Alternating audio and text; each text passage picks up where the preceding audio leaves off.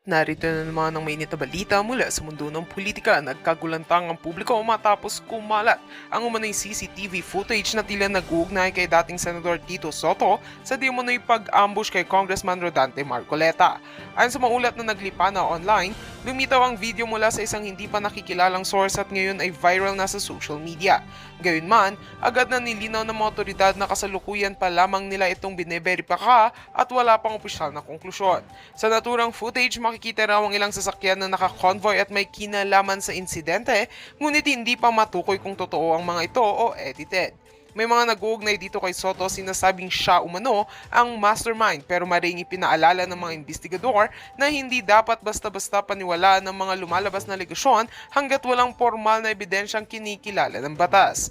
Samantala, nagsalita naman ng kampo ni Marcoleta at iginiit na patuloy nilang pinag-aaralan ng sitwasyon. Ayon sa kanila, handa silang makipagtulungan sa pulisya habang matukoy kung may basihan ba ang mga lumalabas na CCTV clip.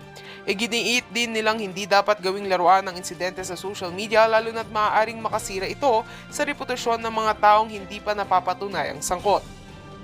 Sa ngayon, nagpapatuloy ang investigasyon ng mga otoridad upang alamin kung tunay ba ang CCTV footage at kung sino ang nasa likod ng pagkalat nito. Umapela naman ang pulisya at mga eksperto na maging maingat ang publiko sa pagbahagi ng mga hindi pa nabeberipikang impormasyon.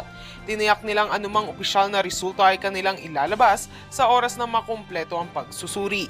At yan nga ang mga balitang ating pagkakatutukan, at kung bago ka pa lamang sa aking channel ay huwag kakalimutang mag-like, share and subscribe para updated ka sa mga bagong balita dito sa Tatak Pinas.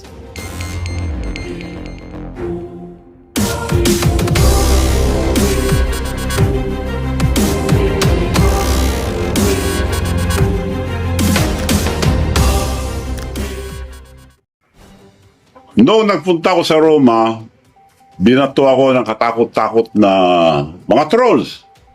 Ang tawag ko dyan, attack dog. Alam nyo ba attack dog? Ulol na aso, pag nakaamoy ng pera, kakagat. Now, Ulol na aso, kapag nakaamoy ng pera kakagat.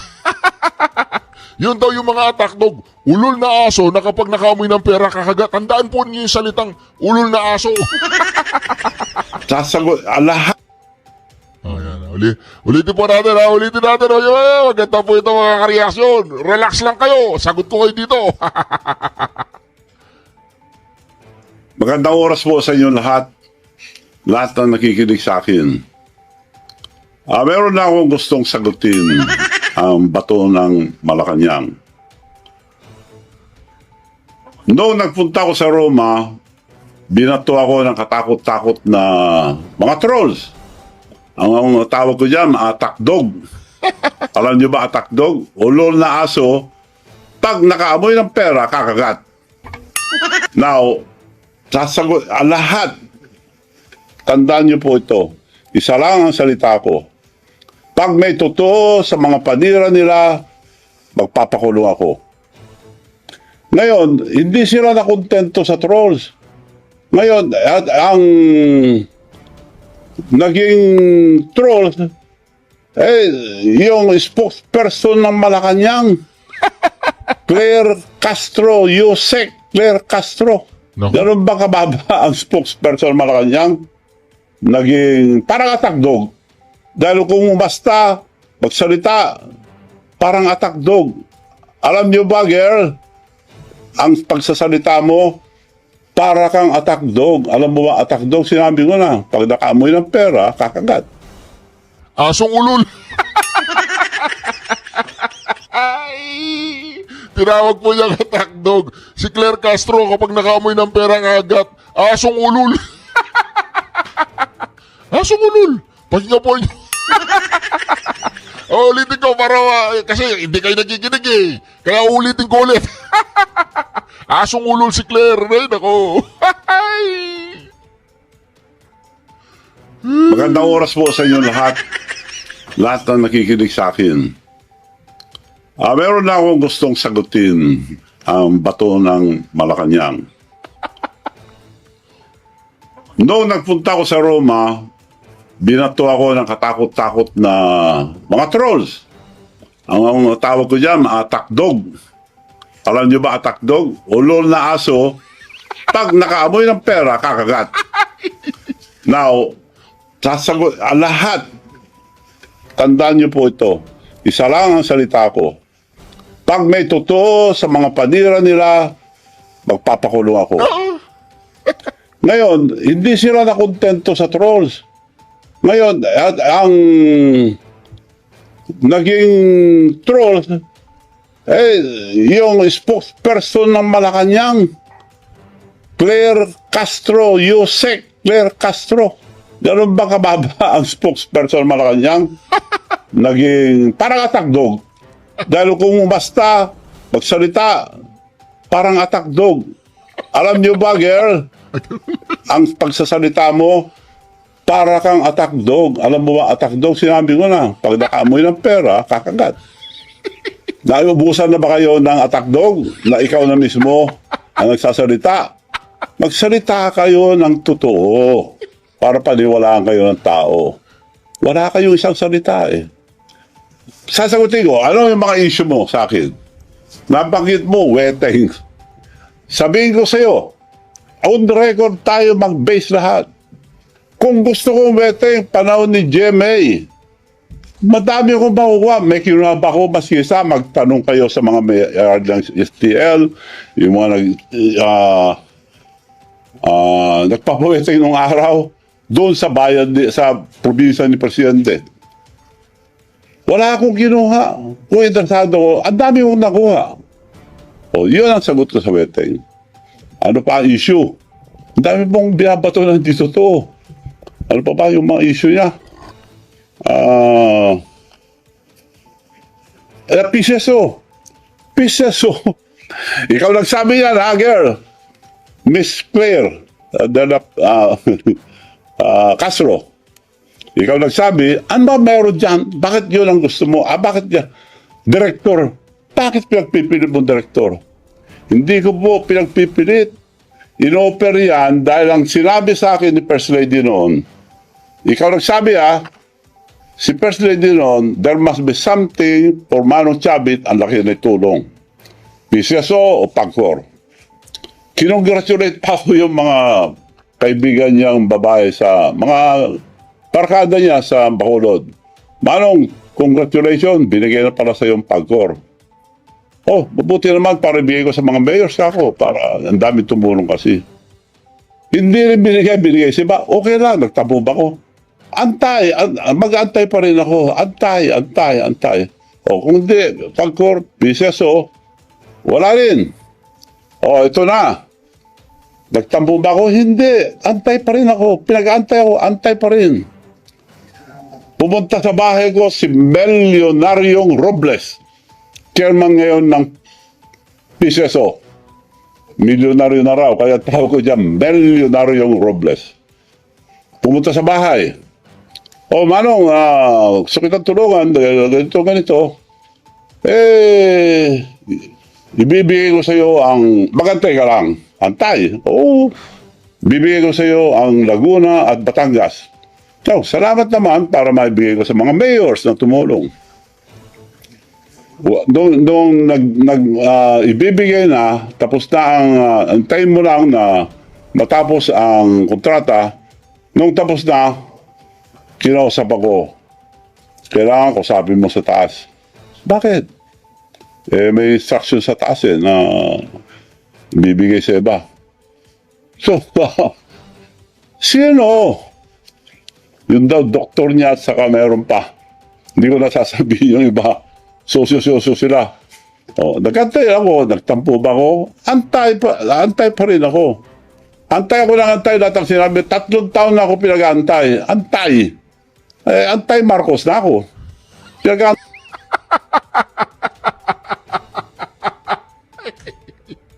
Antay. Akala ko, antay. Antay Marcos pala. 3 taon na ako pinag-antay. Antay. Antay Marcos na ako. Pinag-antay ako eh.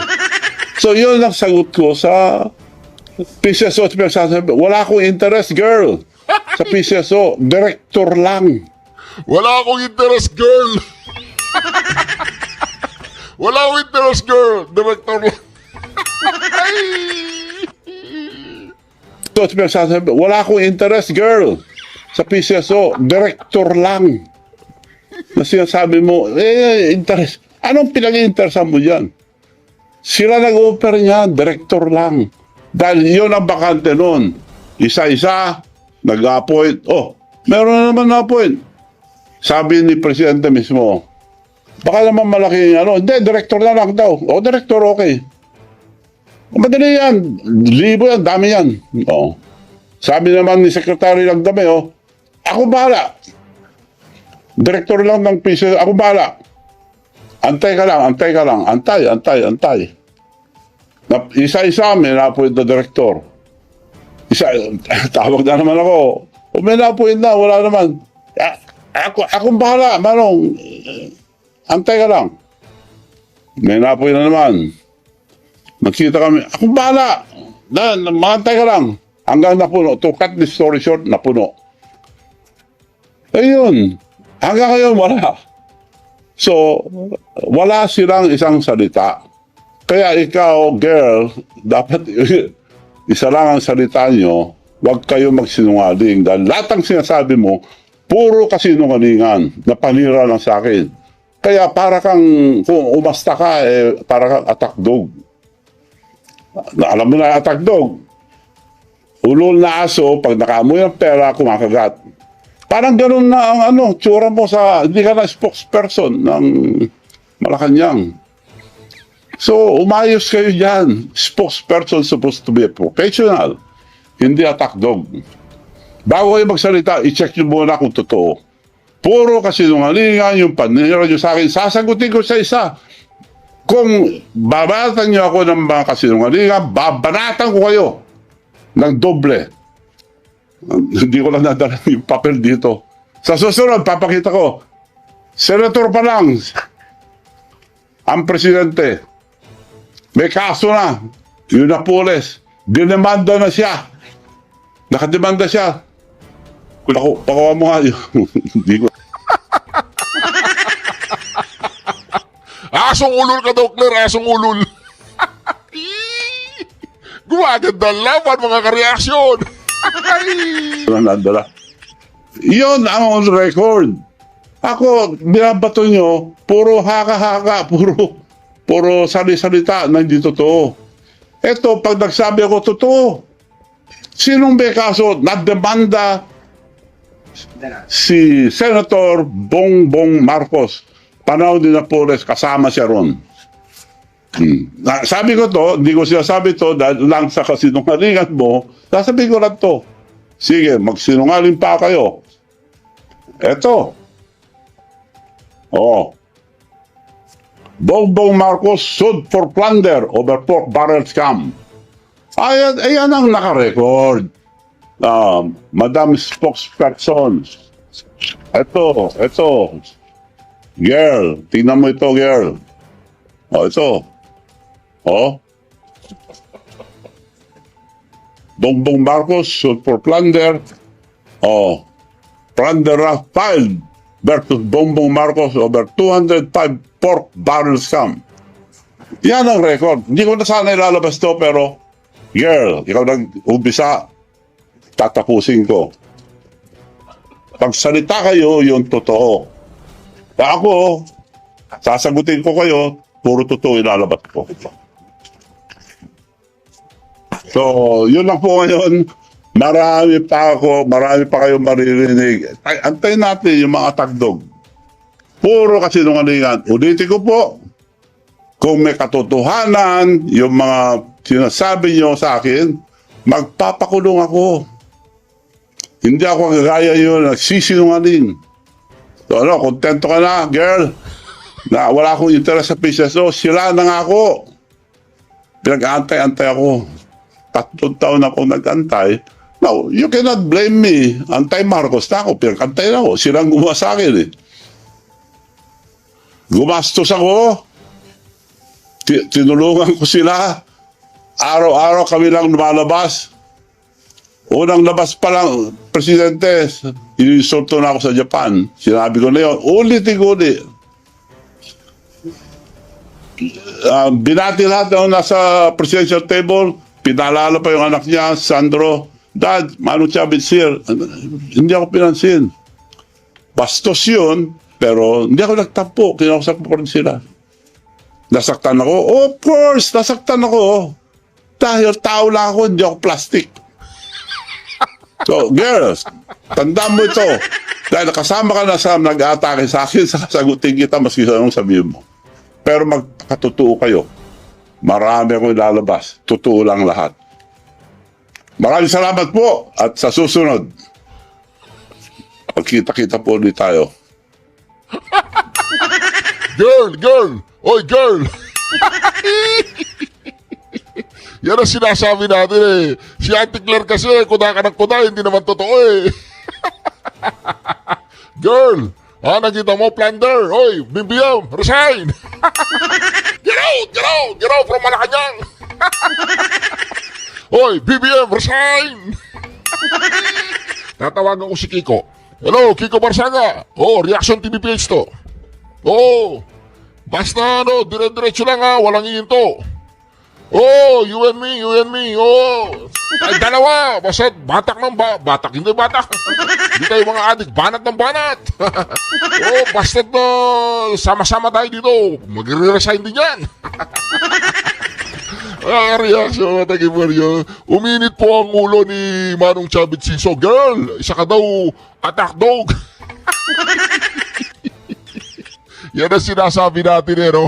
Ay, grabe na to. Magbibitiw na bilang chairman ng Senate Blue Ribbon Committee si Senate President Pro Tempore Ping Lacson. Batay sa pahayag mula sa opisina ni Lacson, gagawin niya yan matapos ipahayag ng ilan niyang kasamahan sa Senado ang kanilang pag-aalinlangan sa isinasagawang investigasyon ukol sa mga maanumalyang flood control projects. Naniniwala raw si Lacson na maayos niyang hinawakan ang mga pagdinig ng Blue Ribbon Committee. Pero meron aniyang nanggugulo. Gayunman, ibang usapan daw kung ang dismayado sa komite ay mga kapwa-senador.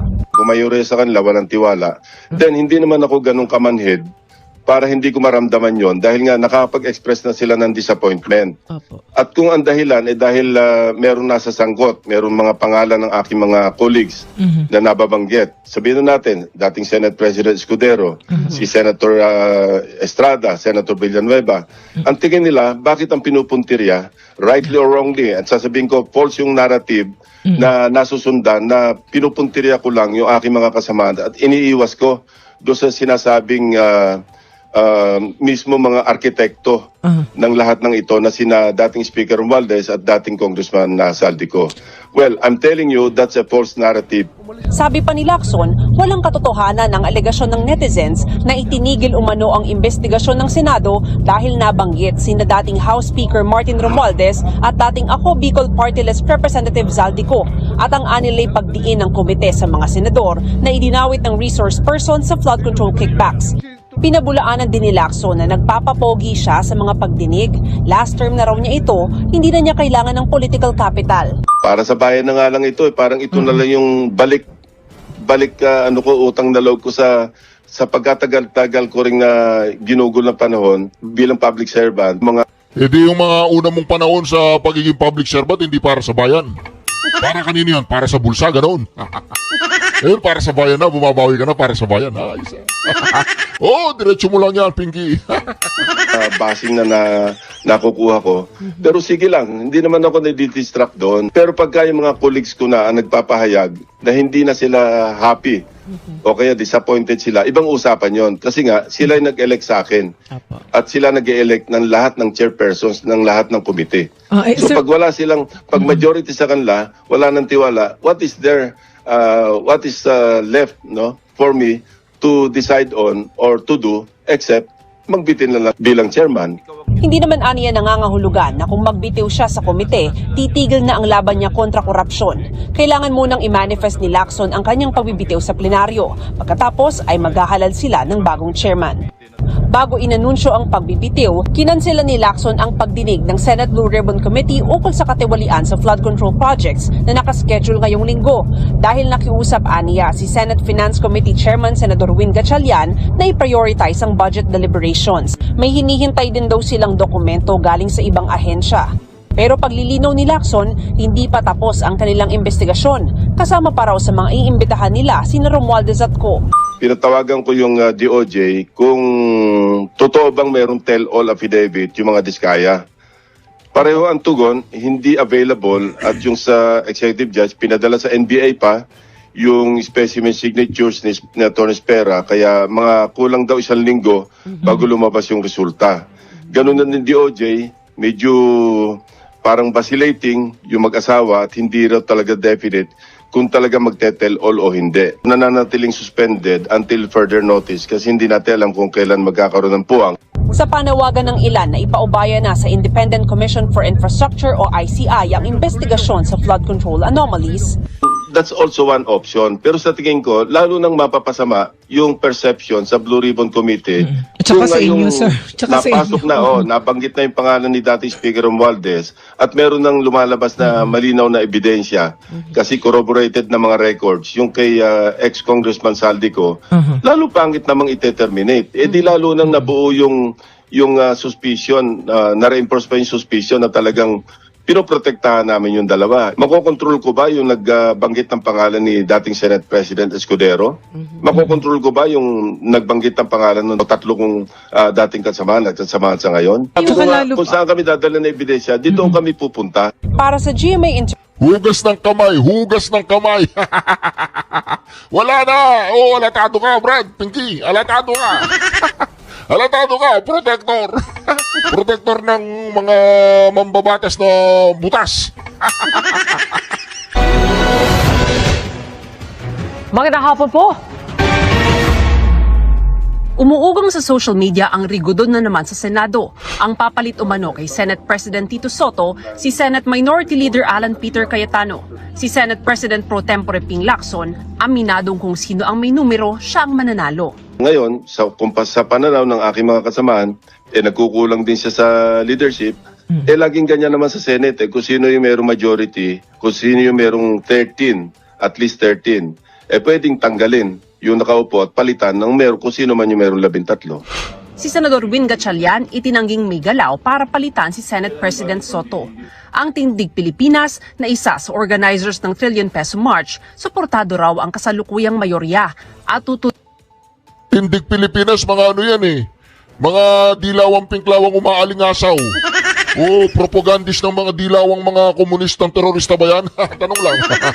daw sa anumang galaw ng minority, gaya ni Senador Alan Peter Cayetano na mag-take over bilang Senate President.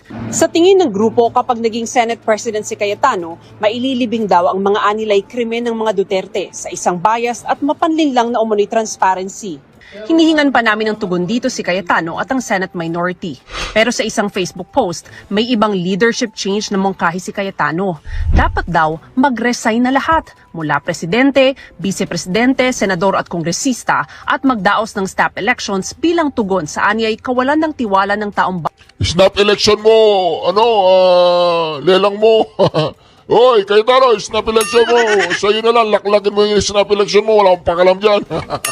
bayan sa gobyerno. Wala akong pakalam sa snap election mo. Okay, so good day po taong bayan. We're back for our second video for the night at ngayon papag-usapan naman po natin yung issue sa Senate. Okay, so currently, di ba, meron pong Blue Ribbon hearings dun sa flood control issue and then yung pinaka-last development po dun, nag-testify si Sergeant Orly Gutesa kung saan pinangalanan niya na sila Speaker Martin Romualdez and then may mga sinabi rin po siyang mga Aguada Street doon tapos biglang